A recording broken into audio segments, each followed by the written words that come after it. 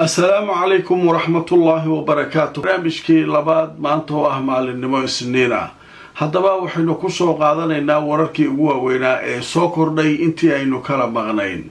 Haddaba barnaamijka waxaynu ku soo qaadanaynaa wafdigii Mareykanka ee uu hogaaminayay madaxweyne ku-xigeenka dalkaas intii aanay ka dhoofin Switzerland waxa ay qabteen shir jaraa'id oo ay ku faahfaahiyeen wixii ka dhacay Switzerland saacadihii la soo dhaafay iyo wadahadaladii ay Iiraan la yeesheen.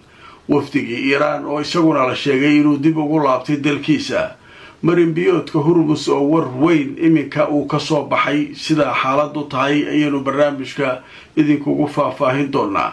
madaxweynaha waddanka Iiraan Mas'uud Pezeshkian ayaa isaguna safar degdega berito ugu ambabixi doona mid ka mid ah dalalka islaamka. haddaba wararkaas ayaynu barnaamijka ku faahfaahinaynaa waana barnaamijkii labaad inta aan ku jirnana wixii akhbaaraada ee soo kordha waan idinla socodsiin doonaa. kulanti wanaagsan asxaabay meel kastood naga daawanaysaan kusoo dhawaada barnaamijkeena labaad. maanta waa maalinimo isniina taariikhduna waa 22 bisha 6 2026. haddaba barnaamijka waxaynu ku soo qaadanaynaa wararkii ugu waaweynaa ee soo kordhay intaynu kala maqnayn. ugu horreyn waxaynu ku bilaabaynaa wafuuddii ayaa kala baxday Switzerland ku sugnayd inkastoo wadahadallada guddiyo gaar oo loo xilsaaray ay muddo toddobaad sii wadi doonaan. haddaba wafdiga Mareykanka oo la sugayay falcelintiisa ayay warbaahintu aad u dareynayeen.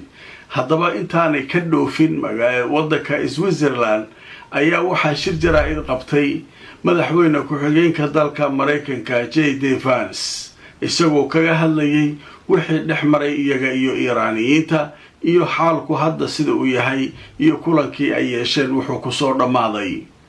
haddaba warbixintan oo lagu daabacay Al Jazeera waxay leedahay madaxweyne ku-xigeenka Mareykanka ninka la yiraahdo Vance wuxuu yidhi waxaan dejinnay hab looga hortagayo xiisadda iyo rasaasta inay sii socoto. madaxweyne ku-xigeenka Mareykanka J.D. Vance ayaa shir jaraa'id oo uu ku qabtay Switzerland waxa uu sheegay waxaan dejinnay ayuu yidhi hab lagu ilaalinayo furnaanshiyaha marin biyoodka Hormuz. haddaba Iiraaniyiintu waxaynu ku heshiinay ayuu yidhi inay ku marti qaadaan dalkooda kormeerayaasha hay-adda caalamiga atoomiga adduunka. tani waa tallaabo aad muhiim u ah. wuxuu sheegay oo uu yidhi waxaan dejinnay hab looga hortagayo in xiisaddu ay ka sii darto. wadahadallada farsamo ayaa sii socon doona muddo isbuuc ah. wuxuu kaloo sheegay madaxweyne ku-xigeenka Mareykanka wuxuu yidhi waxaan horumar ka samaynay wadahadallada dhanka nuclear-ka ah. waxaan dejinnay hab markaasi looga shaqaynayo in markaa miinooyinka looga saaro marinbiyoodka Hormuz. waxaan samaynay ayuu yidhi horumar la taaban karo laakiin shaqo badan ayaa weli harsan. wadahadallada ka socda dalka Switzerland ayaa sii soconaya ayuu yidhi inkastoo ay jiraan cabashooyin. waxaana samaynay intii aanu wadahadalka wadnay horumar. waxaan rajaynaynaa ayuu yidhi inaan gaarno heshiis kama dambaysa iyo heshiis waara. waxaan diiradda saaraynaa dabaaldegga horumarka iyo weliba hanaanka dib u heshiisiintu ay ku guulaysan karaan. waxaan dejinnay ayuu yidhi hab lagu joojinayo colaadda kaasoo markaasi diiradda lagu saarayo colaadda ka jirta Lubnaan si looga hortago in xiisaddu ay halkaa ka sii darto. wadahadallo lala yeelanayo kormeerayaasha hay-adda tamarta atoomiga caalamiga ah ayaa maanta iyana ka bilaaban doona dalka Switzerland. Israa'iil waxay xaq u leedahay inay istifaacdo laakiin waxa ay hadda ku jirto ma noqonayo hab looga hortagayo arrinkaas. haddaba waxaynu ka baqaynaa in wax walba ay faraha ka bixiso. Iiraan waa inay xakamaysaa iyaguna dhanka Xisbullah. waxaa jira ayuu yidhi warbixinno marin habaabsan oo si qaldan loo baahiyey kuwaasoo ku saabsan hantida Iiraan ka xaniban. marka shirka jaraa'id waxaa qabtay oo hadalkaa jeediyey madaxweyne ku-xigeenka maraykanka ninka la yidhaahdo JD Vance. haddaba marka dad wax falanqaynaya ayaa waxay ku tilmaameen hadalka Vance hadal aad u nugul oo fiican, hadal muujinaya in uu aad u danaynayo heshiiskan in lagu guulaysto, in heshiiskan horumar laga gaaro, in heshiiskan wadaxaajoodkiisa aanu marnaba burburin oo lagu guulaysto. marka ninkan waxaa leeyahay Trump wuu uga horeeyaaba arrintan sabab weyn darteed, macnaha isagaa aad u danaynaya in halkaa heshiis laga gaaro. sababta wuxuu rabaa Trump doorashada dambe oo soo socota isma soo sharaxi doono, ninka xisbigiisu ay dhisi doonaan ayay u badan tahay madaxweyne ku-xigeenkan inuu noqdo JD Vance, oo Trump marka uu baxo uu isagu isa soo sharaxo, ha guulaysto ama yaanu guulaysan. marka wuxuu rabaa in dagaaladan iyo waxa kan iyo la dhameeyo si markaa marxalad nabdoon iyo wixii markaa hawshoodu ahayd sidaas inuu ku socdo, si markaa natiijooyinka doorashooyinka soo socda mustaqbalka inuu madaxweyne noqdo rabaa. ninkan markaa isagaa culays saaraya le Trump laftirkiisa. waa tii uu Israa'iiliyiintu iska waabiyey markuu xagga kasoo dhoofayna Netanyahu iyo kooxdiisa ayuu si xun ula hadlay. haddana Iiraan ayuu wuxuu leeyahay si fiican ay noola shaqaynaysaa, way fiican tahay. marka ma garanaysaa, marka iyadoo la wada socdo ayaa haddana nin kasta wuxuu leeyahay dana gaara ayuu kasii leeyahay. alcumuum laakiin muhiimaddu waxay tahay waxa kan mar hore lagu heshiiyey, laakiin hadda waa tafaasiishuna haddii aan qolo adkaysaa ayna jirin way lagu guulaysanaa leeyahay. mar walba waa laga sii gudbayaa caqabadaha. haddaba wafdigii iiraaniyiintu marka aaway nimanka shir jaraa'id ay qabteen markaasay baxayeen. kuwii iiraaniyiintu waxaa la yidhi shir jaraa'id ma qaban, laakiin way iska soo dhoofeen. markay kollay dalkooda tagaan halkaasay ka hadli doonaan. haddaba marka aan idin tuso, Iiraan waxay si rasmiya u sheegtay inay laabteen wafdigii wadahadallada Tahraan ayay ku laabteen, sida uu xaqiijiyey telefishinka Iiraan.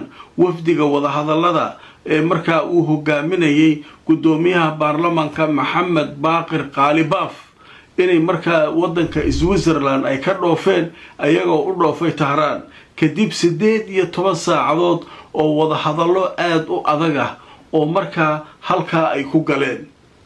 marka 18 saacadood wadahadal ay ku jireen, kadibna toosay dalkooda ugu ambabaxeen ayaa la leeyahay wafdiga Iiraan. kollay markay halkaa tagaan ayay warbaahintooda warsiin doonaan, markaasaan arki doonaa. waa ka gudbaynaa. maraykanku waxay si rasmiya u sheegeen in Iiraan aysan wax dhibaataa xaggeeda ka iman doonin, maraakiibtuna ay hadda mari karaan marinbiyoodka Hormuz, oo haddaba ay bilaabeen maraakiibta qaar inay maraan. shuruudihii Iiraana la marayaa. Iiraan maadaama meesha miinooyin ku jiraan in iyada lala hadlo, laakiin Iiraan waxba uma xirnaan leh. inkastoo weli ciidanka ilaalada kacaanka Iiraan warkii ay ku xireen kaliya jira, iyagu dhankooda war kama soo bixin. laakiin maraykanku hadda waxay leeyihiin wadahadaladii ugu dambeeyana waa lagu isku afkartay in wax walba sidoodii lagu soo celiyo. marka hore maxaa keenay ciidanka ilaalada kacaanka Iiraan inay dib u xiraan weerarkii Israa'iil ay ku qaaday Lubnaan iyadoo markii hore furnayd? marka hadda arrinkaa waa laga shaafiyaa la leeyahay. Israa'iil mar dambe ma qaadi karto weerar, Lubnaan kuma qaadi karto. marka sidaasoo marka meeshii ku furantaa la leeyahay. haddaba markaan idin tuso wararkii ugu dambeeyey, diblomaasi sare oo Maraykana ayaa wuxuu sheegay marinbiyoodka Hormuz inuu furan yahay oo maraakiibtu ay halkaa mari karaan. wuxuu la hadlayay diblomaasigan telefishinka la yidhaahdo CNN ee dalka Maraykanka laga leeyahay, waxaana uu sheegay in isfahamkii heshiiskii markii hore lagu heshiiyey Iiraan iyo Washington in hadda sidiisii caadiga ahayd uu ku soo laabtay, marinbiyoodka Hormuzna uu u furan yahay, dhammaan maraakiibta dhan inay halkaa mari karaan. ma ujeedaa? marka waxay leeyihiin Maraykanku wixii cilada oo arrinka Iiraan ay u xirtay waa ka xallin. arrinka marka uu isku dhammaaday, hawshaa marka maraakiibtu way furan tahay.